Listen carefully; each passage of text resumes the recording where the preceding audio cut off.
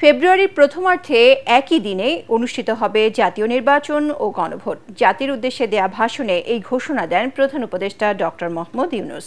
তিনি জানান, জুলাই সনদ বাস্তবায়ন আদেশ অনুমোদন দিয়েছে সরকার। আদেশ অনুসারে গণভোটে হ্যাঁ জয়যুক্ত হলে নির্বাচনের পর প্রথম কার্যদিবসের 180 দিনের মধ্যে সংবিধান সংস্কার করবে আগামী সংসদ। সংবিধান সংস্কারের 30 কার্যদিবসের মধ্যে ভোটের সংখ্যানুপাতে গঠন করতে হবে উচ্চকক্ষ। সুষ্ঠু নির্বাচন আয়োজনে অভ্যুত্থানের সপক্ষের রাজনৈতিক দলগুলোকে ঐক্যবদ্ধ থাকার আহ্বান জানান প্রধান উপদেষ্টা। বিস্তারিত জানাচ্ছেন ইকরামুল হক সায়েম।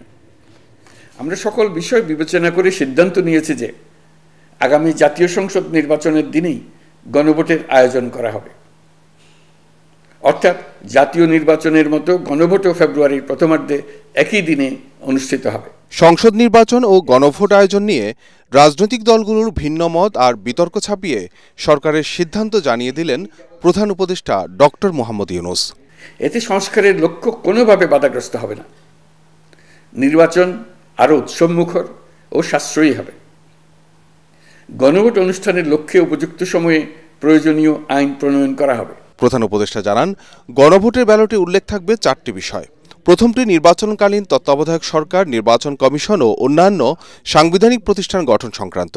দ্বিতীয়টি 2 কক্ষ বিশিষ্ট সংসদের উচ্চকক্ষ ভোটের সংখ্যানুপাতে গঠনের বিষয়ে।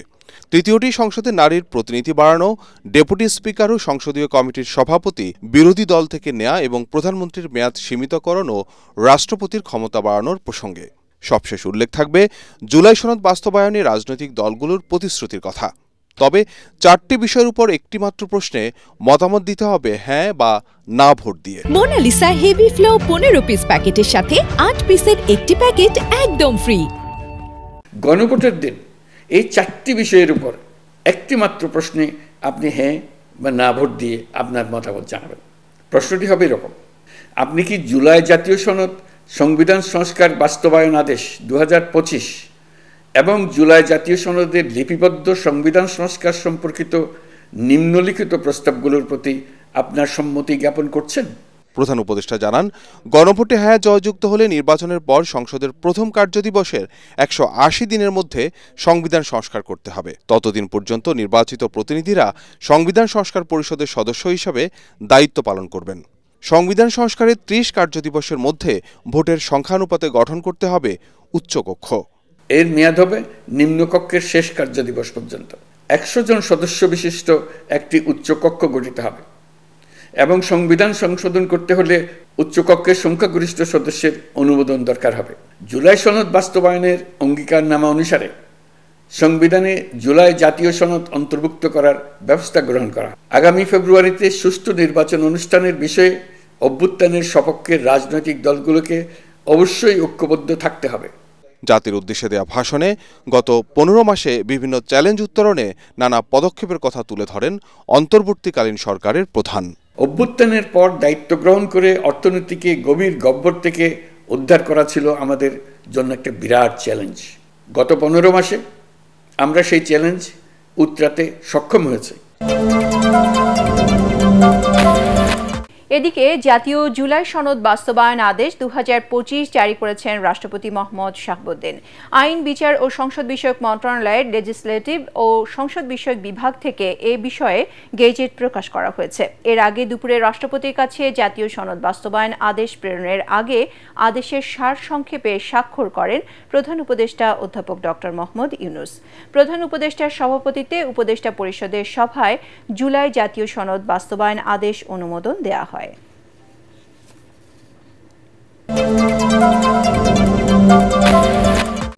প্রধান উপদেষ্টার ভাষণে জুলাই সনদ বাস্তবায়নের উপায় নিয়ে অসন্তোষ প্রকাশ করেছে রাজনৈতিক দলগুলো। তাৎক্ষণিক প্রতিক্রিয়ায় বিএনপির স্থায়ী কমিটির সদস্য সালাউদ্দিন আহমেদ অভিযোগ করেছেন, অধ্যাপক মোহাম্মদ ইউনূস ভাষণের মাধ্যমে স্বাক্ষরিত জুলাই সনদ লঙ্ঘন করেছেন।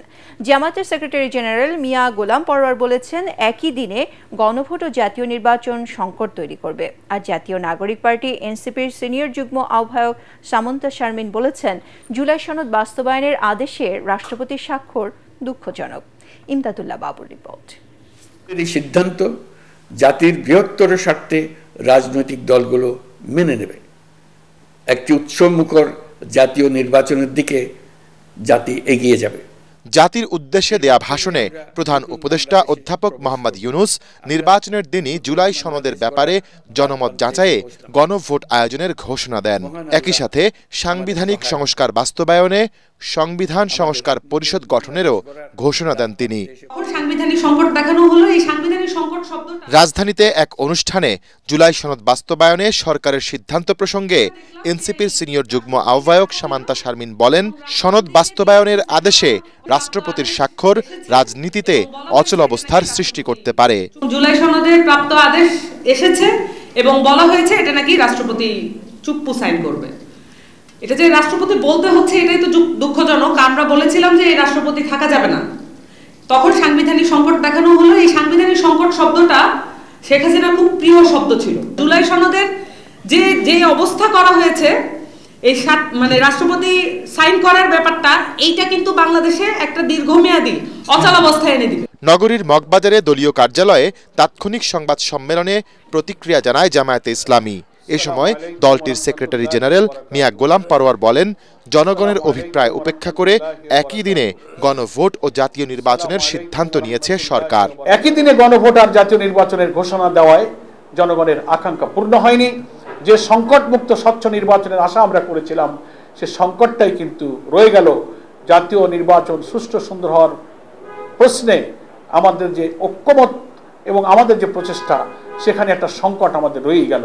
আর গুলশানে নিজ বাসায় তাৎক্ষণিক সংবাদ সম্মেলনে বিএনপির স্থায়ী কমিটির সদস্য সালাউদ্দিন আহমদ বলেন, আলোচনার বাইরে সংবিধান সংস্কার পরিষদ গঠনের নতুন ধারণা দিয়েছে সরকার।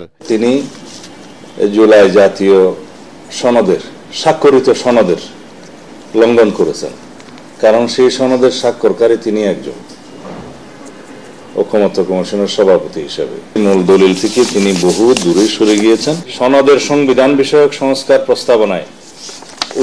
প্রস্তাবনার উপরে গণভোট অনুষ্ঠান, এটুকু ঠিক আছে। সংবিধান সংস্কার পরিষদ গঠনের সিদ্ধান্ত তিনি আজকে এটা নতুন ভাবে এখানে আরোপ করলেন, কারণ সংবিধান সংস্কার পরিষদ গঠনের বিষয়ে কোনো আলোচনা ঐকমত্য কমিশনের এজেন্ডায় ছিল না। জাতীয় ঐকমত্য কমিশন ও সরকার সংকট তৈরি করেছে বলেও অভিযোগ করেন বিএনপির এই সিনিয়র নেতা। এখানে সংক্ষিপ্ত শিরোনাম এবং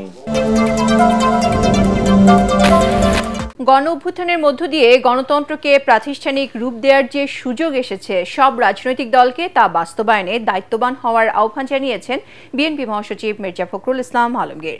রাজধানীতে এক অনুষ্ঠানে তিনি বলেন, যত দ্রুত নির্বাচিত সরকার প্রতিষ্ঠা করা যাবে দেশের জন্য তত মঙ্গল হবে।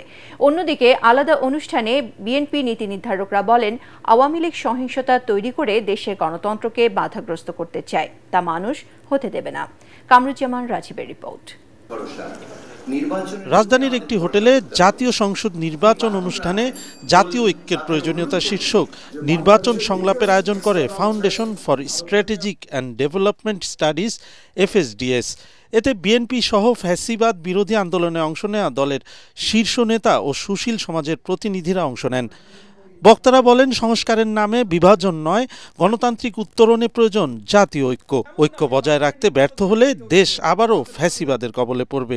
এ সময় বিএনপি মহাসচিব বলেন, গণতন্ত্রকে প্রাতিষ্ঠানিক রূপ দেওয়ার যে সুযোগ এসেছে, তার বাস্তবায়নে ব্যর্থ হলে জাতি ক্ষমা করবে না। যে বিতর্কগুলো তৈরি হচ্ছিল নির্বাচন নিয়ে, সেই বিতর্কের মধ্যে আজকে প্রফেসর ইউনূসের বক্তৃতা অত্যন্ত রাষ্ট্রনায়কোচিত হয়েছে এবং তিনি যে আজকে 4 দফার কথা বলেছেন, এটা মেনে নিয়ে আমাদের সকল রাজনৈতিক দলের উচিত এখন ইলেকশনের দিকে আগানো এবং আর কোনো জটিলতা তৈরি না করা। এখানে বিএনপি সহ বড় রাজনৈতিক দলগুলোকে কিন্তু সরকার আইন শৃঙ্খলা বাহিনীর চেয়ে বেশি কার্যকর ভূমিকা পালন করতে হবে, কিন্তু রাজনৈতিক দলগুলোর সেই দায়িত্বশীল আচরণ, তাদের নেতাকর্মীদের প্রতি সেই ইনস্ট্রাকশন আমরা কিন্তু লক্ষ্য করছি না। প্রধান উপদেষ্টা যে বক্তব্য দিয়েছেন, এর মধ্যে দ্বিমত থাকতে পারে। আমরা যেটা বুঝি যে অতি দ্রুত যেটা ঘোষণা হয়েছে ইতিমধ্যে, যে 2026 সালের ফেব্রুয়ারি মাসে একটা নির্বাচন দিয়ে আপনার জনগণের একটা পার্লামেন্ট নির্বাচন করা, এবং সেই পার্লামেন্টই জনগণের সমস্ত অমীমাংসিত যে আপনার ইস্যুগুলো আছে, সেই ইস্যুগুলো নিয়ে আলোচনা করে তারা সেখানে সুনির্দিষ্ট একটা সামনের দিকে এগিয়ে যাওয়ার পথ পাততে দিতে পারবেন। অন্যদিকে দুপুরে চেয়ারপারসনের গুলশান কার্যালয়ে ফ্রান্সের নতুন রাষ্ট্রদূতের সাথে বিএনপির প্রতিনিধি দলের বৈঠকের পর সংবাদ সম্মেলনে স্থায়ী কমিটির সদস্য আমির খসরু মাহমুদ চৌধুরী বলেন, বিশৃঙ্খলা সৃষ্টি করে নির্বাচন ঠেকানো যাবে না। যারা নির্বাচনকে বাধাগ্রস্ত করতে চায়, যারা বাংলাদেশে জনগণের মালিকানা ফিরিয়ে দিতে চায় না, যারা গণতান্ত্রিক অর্ডার চায় না বাংলাদেশে, তো তাদের কর্মকাণ্ডের জন্য কি আমরা নির্বাচন ব্যবস্থা বন্ধ করে দেবো এখন? নয়াপল্টন কেন্দ্রীয় কার্যালয়ে আরেক অনুষ্ঠানে বিএনপির সিনিয়র যুগ্ম মহাসচিব রুহুল কবির রিজভী বলেন, সহিংসতা তৈরি করে পরাজিত শক্তি ফিরে আসতে পারবে না। গণতন্ত্র বিরোধী ষড়যন্ত্র ঠেকাতে সুষ্ঠু নির্বাচনের বিকল্প নেই। শিশু হত্যা করেছেন, কিশোর হত্যা করেছেন, শত শত, একটা দুটো নয়, তো তার বিচার হবে না?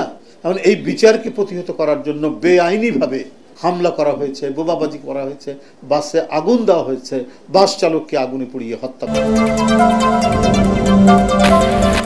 লকডাউন কর্মসূচি ডেকে রাজধানী জুড়ে কার্যক্রম নিষিদ্ধ আওয়ামী লীগের কোনো তৎপরতা ছিল না। তবে গেল কয়েকদিনে নাশকতার প্রভাব পড়েছে জনমনে। সড়কে ব্যক্তিগত গাড়ির সংখ্যা তুলনামূলক কম ছিল। দুপুরে গুলিস্তানে আওয়ামী লীগের কেন্দ্রীয় কার্যালয়ে আগুন দেয় ছাত্র জনতা।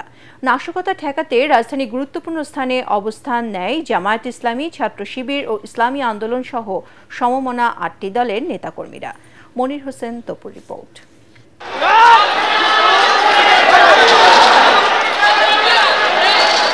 সাবেক প্রধানমন্ত্রী শেখ হাসিনার বিরুদ্ধে মানবতা বিরোধী অপরাধের মামলার রায় ঘোষণার দিনকে কেন্দ্র করে দেশব্যাপী লকডাউন কর্মসূচি ডাকে কার্যক্রম নিষিদ্ধ আওয়ামী লীগ।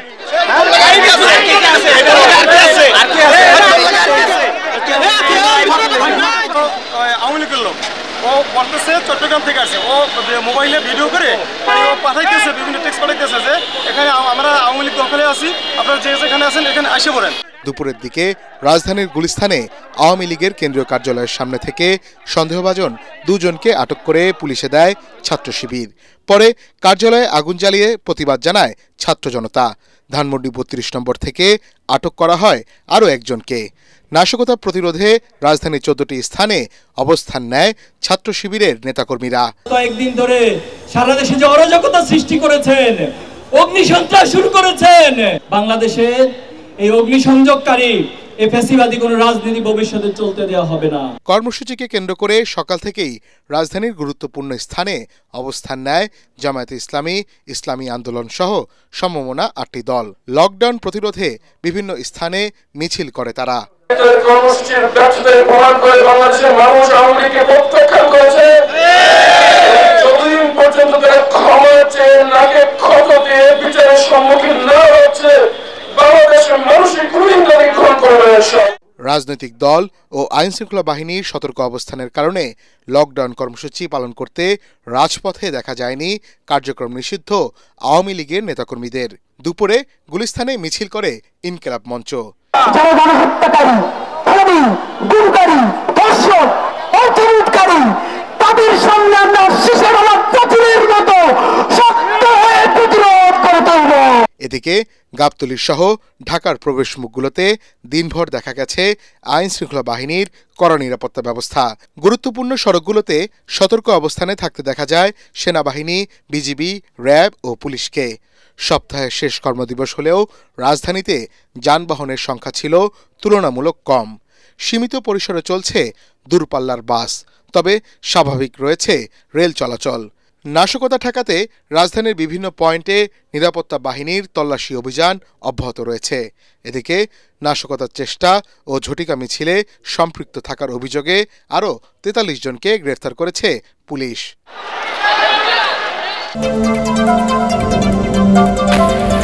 মানবতা বিরোধী অপরাধে স্বৈরশাসক শেখ হাসিনা সহ আসামিদের সর্বোচ্চ শাস্তি চায় জামায়াত ইসলামী। রাজধানীতে দলের কেন্দ্রীয় কার্যালয়ে সংবাদ সম্মেলনে দলের সেক্রেটারি জেনারেল অধ্যাপক মিয়া গোলাম পরোয়ার একথা জানান। তিনি বলেন, পলাতক ফ্যাসিবাদী শক্তি যেন কোনো সুযোগ না নিতে পারে, সেজন্য বিএনপি সহ সবার সাথে ঐক্য ধরে রাখতে চায় জামাত। আমরা মনে করি যে বিএনপি, তাদেরকেও আমরা দেশপ্রেমিক রাজনৈতিক দল মনে করি, তারাও ফ্যাসিবাদ সংগ্রামে আমাদের সহযোদ্ধা। জাতির মৌলিক ইস্যুতে একটা জাতীয় ঐক্যের পরিবেশ তৈরি করে নাশকতাকারীদের অবশিষ্ট চক্রান্তটা আমরা নিঃশেষ করে দিতে পারি। এটি অবাধ নিরপেক্ষ নির্বাচনের পরিবেশে একটা ঐক্যমত গড়ে তোলে। সেজন্য আমাদের বর্তমান অন্তর্বর্তী সরকারও যেমন সব রাজনৈতিক দলকে আহ্বান জানিয়েছে। আমাদের জামাত ইসলামের পক্ষ থেকেও, আমাদের নেতৃত্বের পক্ষ থেকেও বিএনপি সহ সবার প্রতি এই আহ্বান জানানো হয়েছিল এবং আমাদের 8 দলের শীর্ষ নেতৃবৃন্দ কিন্তু একই আহ্বান জানিয়েছেন।